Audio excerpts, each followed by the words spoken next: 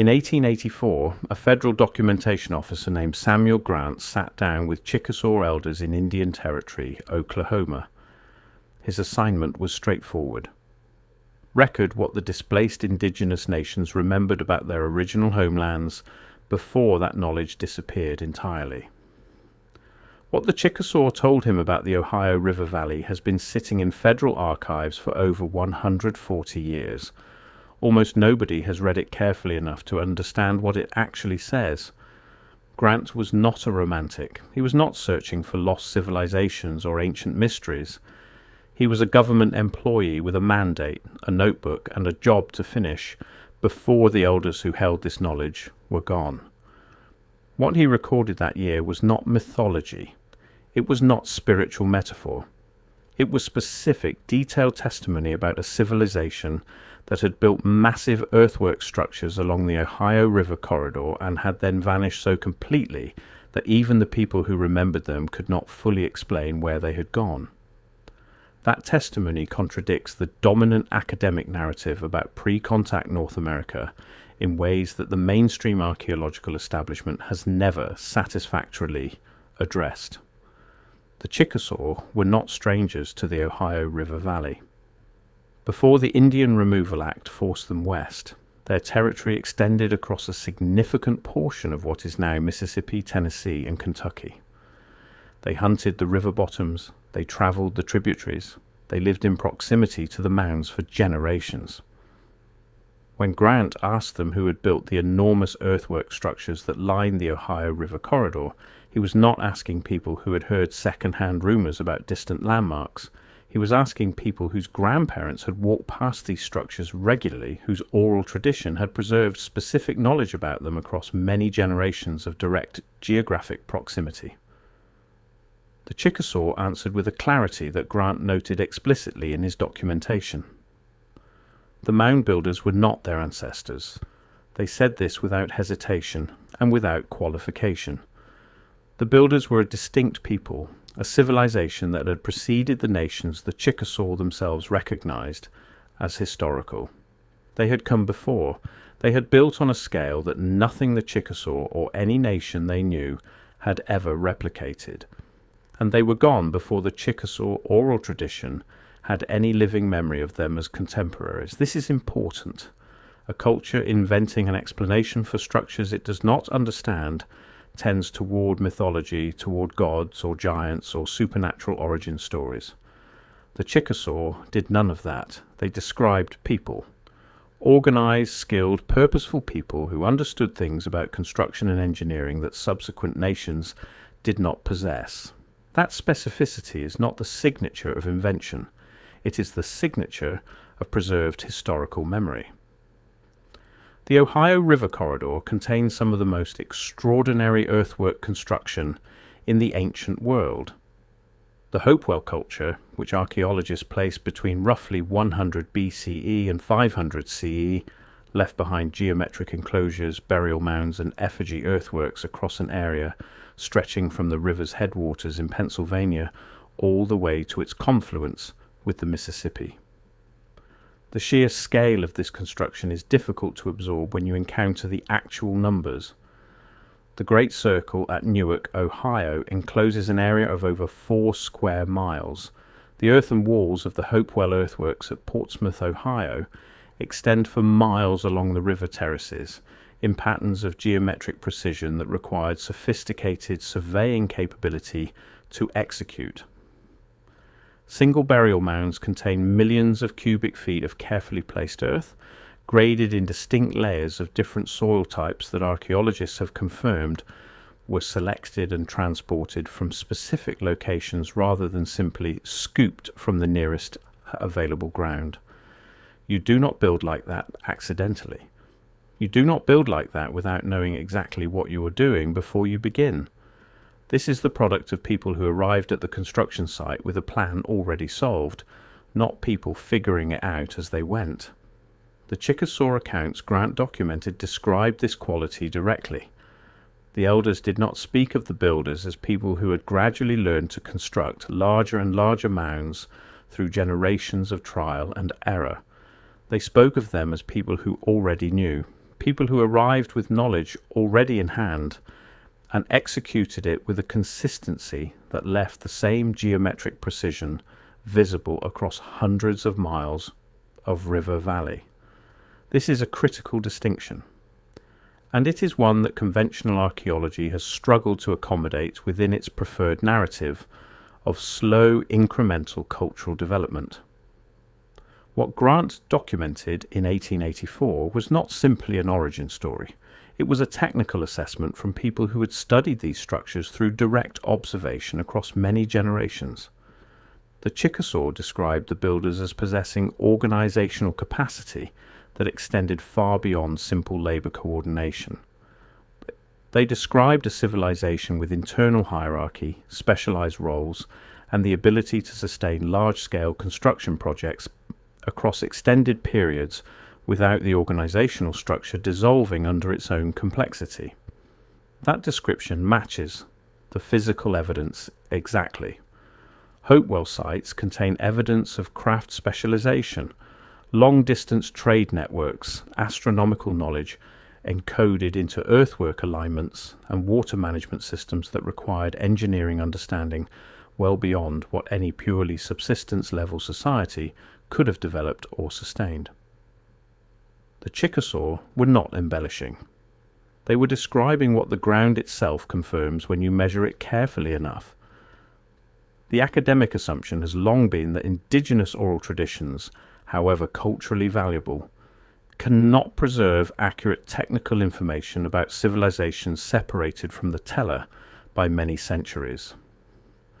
The 1884 documentation challenges that assumption directly.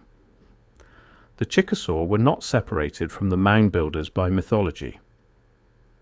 They were separated from them by time, but connected to them by continuous occupation of the same geographic territory, continuous observation of the same physical structures, and continuous transmission of specific knowledge that their tradition treated as historical record rather than sacred story. Grant understood the difference. He noted it in his documentation. What the Chickasaw elders told him was not the kind of account a person produces when filling in gaps with imagination. It was the kind of account a person produces when they are transmitting something they were taught, carefully and deliberately, by someone who was taught it before them. The physical evidence of the Ohio River mound builders does not require interpretation to be impressive. It requires only measurement. And when you measure it carefully, what you find is a civilization operating at a level of technical sophistication that the conventional timeline for North American prehistory has never adequately explained. The Chickasaw accounts Grant documented in 1884 described the builders as people who understood the sky, not in a ceremonial sense, not as spiritual metaphor, in a practical, mechanical sense. The elders described structures deliberately oriented to capture specific solar and lunar events with precision that repeated correctly year after year. That is not a description of ritual guesswork. That is a description of applied astronomy built permanently into earthen architecture. The physical record confirms it. The Hopewell Earthworks at High Bank in Ross County, Ohio, share an identical geometric plan with the Newark Earthworks 80 miles away. Two massive construction projects separated by the full width of a county, executed with the same geometric specifications. That level of consistency across that distance requires surveying capability. It requires a common standard of measurement applied identically at two separate locations. It requires people who could establish a reference point and work outward from it with enough precision that the finished structures matched each other across 80 miles of forested Ohio terrain. The Chickasaw elders described exactly this quality. They did not say the builders constructed mounds. They said the builders constructed according to a plan. The distinction matters enormously. A plan implies prior knowledge. It implies the engineering problems were solved before construction began. It implies an institutional body of knowledge transmitted across generations with enough fidelity that the same geometric specifications could be executed correctly at multiple sites across a large geographic area. What Grant's documentation reveals about the trade networks the Chickasaw described is equally significant. The elders did not describe isolated communities building independently in separate river valleys. They described a connected civilization. Groups operating across the Ohio River corridor with awareness of each other, exchanging materials, coordinating in ways that implied something resembling centralized organization, even if that organization did not look like anything European contact era observers would have recognized as government. The archaeological evidence supports this directly. Hopewell burial sites contain copper from Lake Superior, mica from the Appalachian Highlands, obsidian from the Rocky Mountains, shells from the Gulf Coast, and silver from the upper Great Lakes. These materials did not travel to the Ohio Valley accidentally. They moved through organized exchange networks maintained across thousands of miles by people who had established relationships, agreed upon values, and sustained commerce across distances that make the achievement remarkable by any historical standard. The Chickasaw understood what this implied.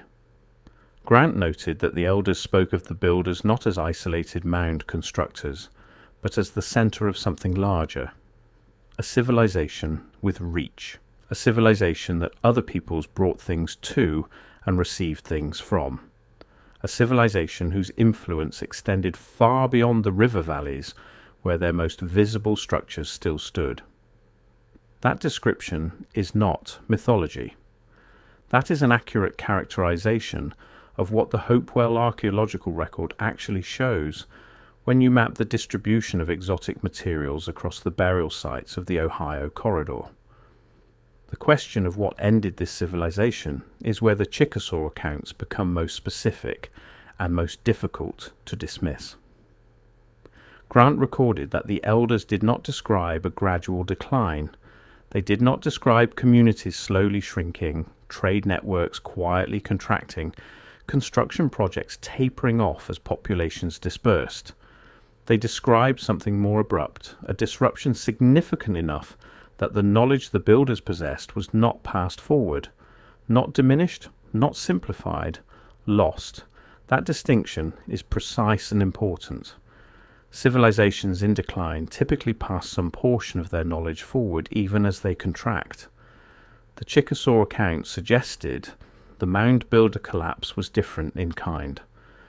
Whatever happened interrupted the transmission of knowledge so completely that the people who came after could observe the structures but could not understand them, could see the geometry but could not reproduce it, could stand inside the earthworks and recognize that something deliberate had been accomplished without possessing any access to the knowledge that had made it possible.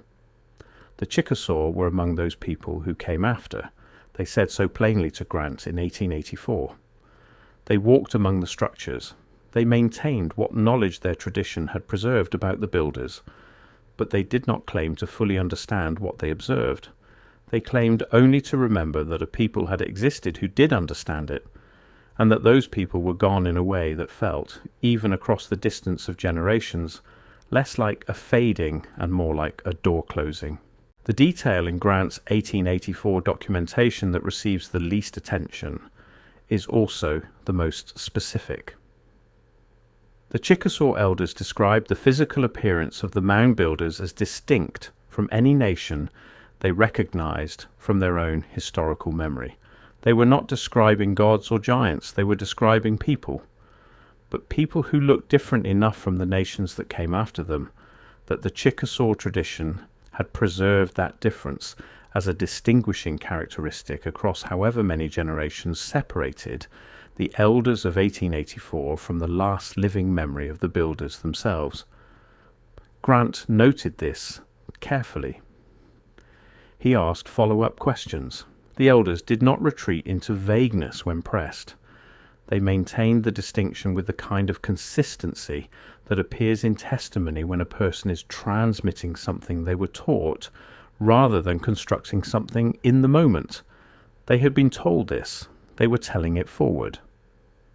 The physical distinctiveness of the builders was part of the record their tradition had preserved deliberately, not incidentally. This is the kind of detail that conventional archaeology tends to set aside without serious engagement. The assumption is that physical descriptions transmitted across many generations of oral tradition are too subject to distortion to carry evidential weight. That assumption is reasonable as a general caution. It becomes less reasonable when the description is specific, consistent across multiple informants, and preserved by a culture that demonstrably treated its historical knowledge as something worth protecting carefully. Grant's documentation also includes something that connects directly to the physical archaeological record in a way that has never been adequately explained. The Chickasaw elders described the builders as people who understood the river, not simply as a water source or a transportation route. They described a civilization that had studied the Ohio River's behavior across seasons and years and had built their major structures in deliberate relationship to its patterns. Flood terraces selected with apparent knowledge of where the water would and would not reach. Drainage features incorporated into earthwork construction that directed water away from the structures during high water events.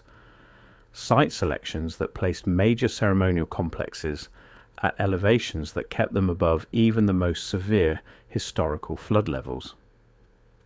Modern survey work at Hopewell earthwork sites has confirmed every one of these features. The major ceremonial complexes of the Ohio River Hopewell are not randomly placed on the landscape. They occupy specific topographic positions selected with apparent knowledge of the river's long-term behavior. The drainage features incorporated into their construction are real, measurable, and functional. The Chickasaw described what they understood from their tradition about why the builders built where they built. The ground confirms that their understanding was accurate. That level of correspondence between oral testimony and physical evidence is not coincidence. It is the signature of preserved historical knowledge. The Chickasaw were not guessing about the builders, they were transmitting what they knew. The 1884 documentation has one more layer that Grant recorded almost as an afterthought, and it is the layer that brings the whole account into sharpest focus. When Grant asked the elders what had become of the builders, where they had gone after the construction stopped, and the trade networks contracted, and the great geometric earthworks fell silent, the answer was not what he expected. The elders did not say the builders had died. They did not say they had been conquered or destroyed by outside forces. They said the builders had withdrawn, deliberately, in an organized manner, as a people making a decision rather than a people being overwhelmed by circumstances beyond their control.